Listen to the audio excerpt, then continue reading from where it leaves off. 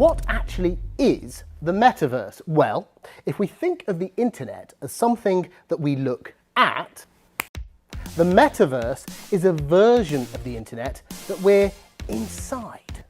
The idea is that we will experience the metaverse as an avatar, a virtual version of ourselves that we control as we explore this new online frontier. ഭാവിയെ കാണാൻ തനിക്ക് കഴിയുമെന്ന് mark Zuckerberg വിശ്വസിച്ചു. അത് തെളിയിക്കാൻ തൻ്റെ മുഴുവൻ കമ്പനിയും കത്തിക്കാൻ അദ്ദേഹം തയ്യാറായി. ഈ കഥ ആരംഭിക്കുന്നത് പരിഭ്രാന്തിയുടെ നിമിഷത്തിൽ നിന്നാണ്. 2021 ആപ്പിൾ iOS 14.5 പുറത്തിറക്കി.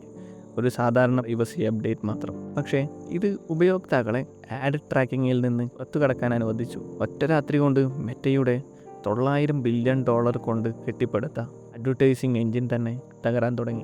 VR ഹെഡ്സെറ്റ് മാർക്കറ്റിൽ മെറ്റയ്ക്ക് 50% ഷെയർ ഉണ്ടെങ്കിലും അവരുടെ പ്രധാന ബിസിനസ് ഭീഷണിയിലായിരുന്നു. സക്കർബർഗിന് പുതിയൊരു സാമ്രാജ്യം ആവശ്യമായിരുന്നു. അത് അദ്ദേഹം വിർച്വൽ റിയാലിറ്റിയിൽ കണ്ടെത്തി. It is time for us to adopt a new company brand to encompass everything that we do, to reflect who we are and what we hope to build. I am proud to announce that starting today, our company is now Meta. Our mission remains the same. It's still about bringing people together. Our apps and their brands, they're not changing either. And we are still the company that designs technology around people. In October 2021, Zuckerberg made the boldest bet in corporate history. ഫേസ്ബുക്കിനെ Meta എന്ന് പുനർനാമകരണം ചെയ്യുകയും company metaverse നിർമ്മിക്കുന്നതിലേക്ക് തിരിയുമെന്ന് പ്രഖ്യാപിക്കുകയും ചെയ്തു. ആളുകൾ ജോലി ചെയ്യുകയും കളിക്കുകയും തങ്ങളുടെ ഡിജിറ്റൽ ജീവിതം നയിക്കുകയും ചെയ്യുന്ന ഒരു വിർച്വൽ ലോകം. The metaverse will be the successor to the mobile എന്ന് സക്കർബർഗ് പറഞ്ഞു. ഒരു ഡെക്കേഡിനുള്ളിൽ ബില്യൺ ആളുകൾ ദിവസേന മണിക്കൂറുകൾ വിർച്വൽ റിയാലിറ്റിയിൽ ചിലവഴിക്കുമെന്നും മീറ്റിങ്ങുകൾ നടത്തുമെന്നും ഷോപ്പിംഗ് നടത്തുകയും പരമ്പരാഗത ആപ്പുകളെ കാലഹരണപ്പെടുത്തുന്ന രീതിയിൽ സാമൂഹികവൽക്കരിക്കുകയും ചെയ്യുമെന്നും അദ്ദേഹം വാഗ്ദാനം ചെയ്തു. But there was one problem in this vision. The technology didn't exist yet and creating it would require the most expensive R&D bet in tech history. മെറ്റയുടെ VR ഡിവിഷനായ റിയാലിറ്റി ലാബ്സ് സിലിക്കൺ വാലിയിൽ കണ്ടിട്ടില്ലാത്ത വിധത്തിൽ ഒരു പണക്കോമ്പമായി മാറി. 2020 $10.2 billion loss, 2021 10.2, 2022 13.7, 2023 16.1 and 2024 $17.7 billion loss. ഇത് 2019 മുതൽ റിയാലിറ്റി ലാബ്സിൻ്റെ മൊത്തം നഷ്ടം ഏകദേശം $64 ബില്യൺ ആകുന്നു. To put this in perspective, ഇത് ഫോർച്യൂൺ 500 കമ്പനികളിലെ ഭൂരിഭാഗത്തിൻ്റെയും മാർക്കറ്റ് ക്യാപ്പിനേക്കാൾ കൂടുതലാണ്. ഡിസ്നി, നൈക്ക് അല്ലെങ്കിൽ അമേരിക്കൻ എക്സ്പ്രസിൻ്റെ പൂർണ്ണ മൂല്യത്തേക്കാൾ കൂടുതൽ പണം മെറ്റ VRൽ കത്തിച്ചു.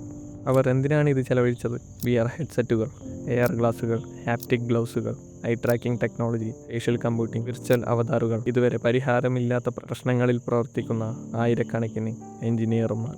ഏറ്റവും വിചിത്രമായ കാര്യം എന്തെന്നാൽ മെറ്റ യഥാർത്ഥത്തിൽ 75% മാർക്കറ്റ് ഷെയറുമായി VR മാർക്കറ്റിൽ ആധിപത്യം പുലർത്തുന്നു.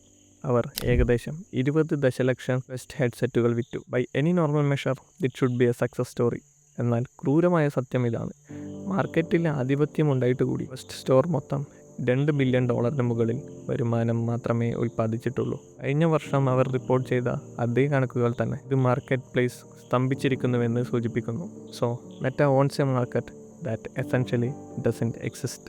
So virtual reality faces the classic platform dilemma. മതിയായ നല്ല ആപ്പുകൾ ഇല്ലാത്തതിനാൽ ഉപയോക്താക്കൾ ഹെഡ്സെറ്റുകൾ വാങ്ങുകയില്ല. മതിയായ ഉപയോക്താക്കൾ ഇല്ലാത്തതിനാൽ ഡെവലപ്പർമാർ ആപ്പുകൾ നിർമ്മിക്കുകയുമില്ല. ഉപയോക്താക്കൾ VR ഉപയോഗിക്കുന്നത് തുടരാനുള്ള പ്രേരണ നിലനിർത്താൻ മെറ്റ പരാജയപ്പെടുന്നു. ഭൂരിഭാഗം ആളുകളും ക്വസ്റ്റ് ഹെഡ്സെറ്റുകൾ കുറച്ചാഴ്ചകൾ ഉപയോഗിക്കുന്നു, പിന്നെ അവ പൊടിപിടിക്കുന്നു.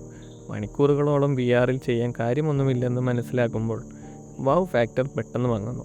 നിലവിലെ VR ഹെഡ്സെറ്റുകൾ ഭാരമുള്ളതാണ്, മോഷൻ സിക്നസ് ഉണ്ടാക്കുന്നു, പരിമിതമായ ബാറ്ററി ലൈഫാണുള്ളത്, നീണ്ട ഉപയോഗത്തിന് ആവശ്യമായ വിഷ്വൽ ഫെഡലിറ്റി ഇല്ല. മെറ്റ വർഷങ്ങളായി ഭാരം കുറഞ്ഞ ഹെഡ്സെറ്റുകൾ, മെച്ചപ്പെട്ട ഡിസ്പ്ലേകൾ, തടസ്സമില്ലാത്ത AR ഇൻ്റഗ്രേഷൻ എന്നിവ വാഗ്ദാനം ചെയ്യുന്നു. ഓരോ പുതിയ ജനറേഷനിലും ക്രമേണ മെച്ചപ്പെടുന്നു. But never enough to create a mass adoption. And the fundamental problem is the law of physics haven't changed.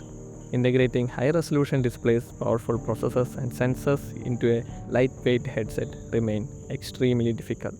ഉപയോക്താക്കൾ അത് ആവശ്യപ്പെട്ടതുകൊണ്ടല്ല, സക്കർബർഗ് അത് അനിവാര്യമാണെന്ന് വിശ്വസിച്ചതുകൊണ്ടാണ് മെറ്റാവേഴ്സ് സൃഷ്ടിച്ചത്.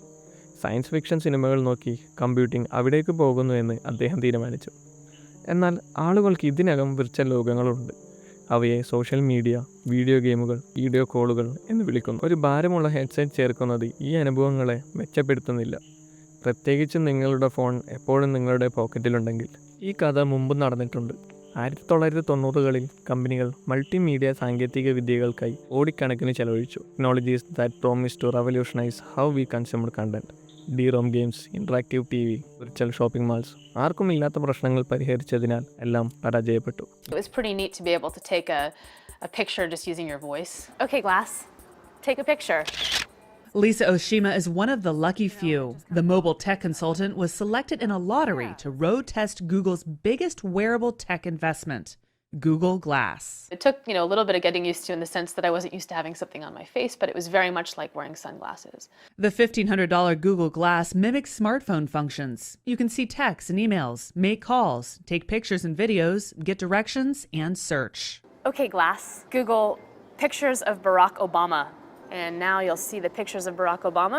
And when you see a little notification come up, you just look up and it's there. It's not in your line of sight directly. Google ഗ്ലാസ്സിലും സമാനമായി Google ചെയ്തു. Convinced that people wanted computing overlaid on their vision. AR ഗ്ലാസുകൾ വികസിപ്പിക്കാൻ അവർ വർഷങ്ങളോളം ചെലവഴിച്ചു. പരിഹരിച്ചതിനേക്കാൾ കൂടുതൽ പ്രശ്നങ്ങൾ സൃഷ്ടിച്ചതിനാൽ ഉൽപ്പന്നം പരാജയപ്പെട്ടു. ടെക് ഇൻഡസ്ട്രിക്ക് സ്ഥിരതയാർന്ന പാറ്റേൺ ഉണ്ട്. എഞ്ചിനീയർമാർ സാങ്കേതിക കഴിവുകളുമായി പ്രണയത്തിലാകുന്നു. ഉപയോക്താക്കൾ അവയ്ക്ക് ഉപയോഗങ്ങൾ കണ്ടെത്തുമെന്ന് കരുതുന്നു. എന്നാൽ വിജയകരമായ ഉൽപ്പന്നങ്ങൾ വിപരീത രീതിയിലാണ് പ്രവർത്തിക്കുന്നത്. They start with human needs and build technology to meet them. Meta incredible VR സാങ്കേതിക വിദ്യ നിർമ്മിച്ചു. തുടർന്ന് അത് ആവശ്യമുണ്ടെന്ന് ആളുകളെ ബോധ്യപ്പെടുത്താൻ $64 ബില്യൺ ചിലവഴിച്ചു. 2024 റിയാലിറ്റി ലാബ്സ് ഓപ്പറേറ്റിംഗ് ലോസസ് കാര്യമായി വർദ്ധിക്കുമെന്ന് മെറ്റ പ്രതീക്ഷിക്കുന്നു. അതിനർത്ഥം പണക്കൂമ്പ് കത്തുന്നത് തുടരുമെന്നാണ്. സക്കർബർഗ് പറയുന്നു, this investment will take 10 to 15 years to pay off if it ever does. എന്നാൽ ഇതാ ട്വിസ്റ്റ്. ഈ ബെറ്റിൽ ജയിക്കാൻ മെറ്റാവേഴ്സ് വിജയിക്കേണ്ടതില്ല.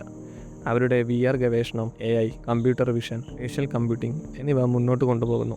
ആരും വിർച്വൽ ലോകങ്ങളിൽ ജീവിക്കാൻ ആഗ്രഹിച്ചില്ലെങ്കിലും ഇതൊക്കെ വിലപ്പെട്ട സാങ്കേതിക വിദ്യകൾ തന്നെയാണ്. ആപ്പിൾ ഇപ്പോൾ സ്വന്തം VR ഹെഡ്സെറ്റുകൾ വികസിപ്പിക്കുന്നു. ഗൂഗിൾ, മൈക്രോസോഫ്റ്റ്, മറ്റുള്ളവർ ARൽ നിക്ഷേപിക്കുന്നു.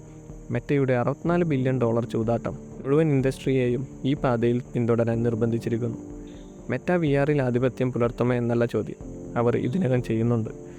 നിക്ഷേപത്തെ ന്യായീകരിക്കാൻ VR എപ്പോഴെങ്കിലും മതിയായ പ്രാധാന്യം ഉണ്ടാക്കുമോ എന്നതാണ് ചോദ്യം. ചരിത്രത്തിലെ ഏറ്റവും ചെലവേറിയ പ്രൊഡക്റ്റ് ഡെവലപ്മെൻറ്റ് പ്രോഗ്രാം മെറ്റ സൃഷ്ടിച്ചു. ഒരിക്കലും എത്തിച്ചേരാത്ത ഭാവി നിർമ്മിക്കാൻ $64 ബില്യൺ കത്തിച്ചു. നഷ്ടങ്ങൾ വർദ്ധിച്ചുകൊണ്ടേയിരിക്കുമ്പോഴും കഴിഞ്ഞ ക്വാർട്ടറിൽ മാത്രം $5 ബില്യൺ ആയിരുന്നു ചെലവഴിച്ചത്. Zuckerberg remains convinced that VR is inevitable. അയാൾ ശരിയായിരിക്കാം. 2035 നമ്മളെല്ലാം വിർച്വൽ ലോകങ്ങളിൽ ജോലി ചെയ്യുകയും സാമൂഹികവൽക്കരിക്കുകയും ചെയ്യുന്നുണ്ടാകാം. And Meta's early investment will look genius in future. അല്ലെങ്കിൽ ഇത് കോർപ്പറേറ്റ് ചരിത്രത്തിലെ ഏറ്റവും വലിയ ചെലവേറിയ മിഡ് ലൈഫ് ക്രൈസിസ് മാത്രമായിരിക്കാം.